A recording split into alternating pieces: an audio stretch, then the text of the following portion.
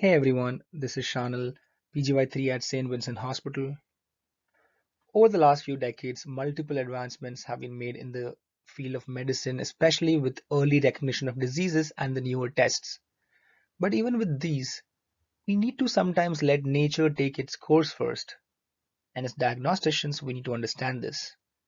Here, I have an interesting case of a 56-year-old family medicine practitioner who had no significant past medical history. We go back to the year 2012 when he first developed swelling of his fingers and painful numbness. Neurology confirmed that he had carpal tunnel syndrome, but on physical examination as well as an MRI, he was found to have these three epitrochlear masses, which were very close to the median nerve bundle.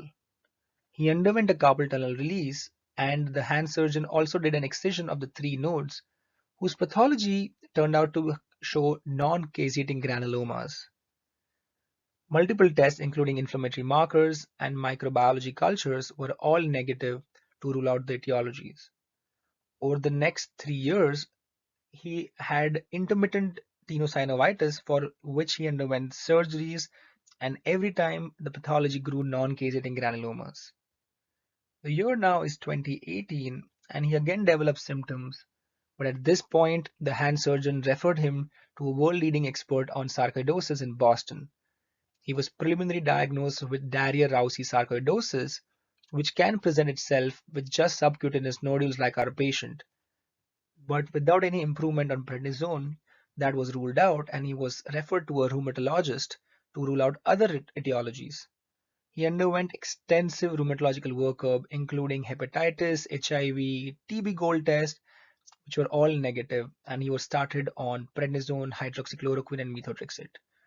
Without significant improvement, he had to be started on a biologic infliximab.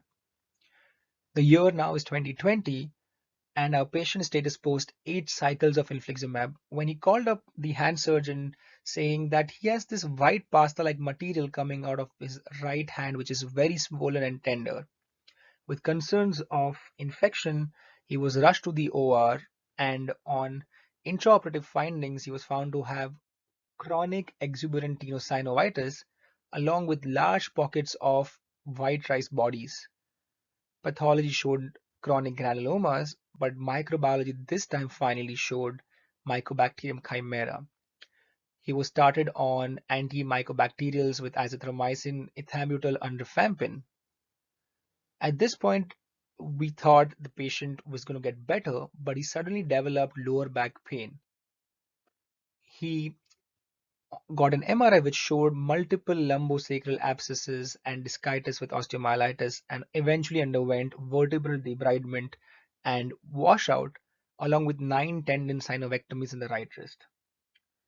Now, non-caseating granulomas have multiple differentials ranging from infectious vascular drug reactions to lymphomas. Tuberculosis, and less commonly non-tuberculous MAC, is highly associated with non-caseating granulomas. Our patient underwent multiple tests over a period of 8 years. What started as a carpal tunnel syndrome turned out to be a serious infection, which only came to light after he was started on a biologic. This did cause significant morbidity with difficulty in ambulation and functional limitations. Sometimes we do have to look for a zebra and not a horse in a stable patient presentation. Thank you.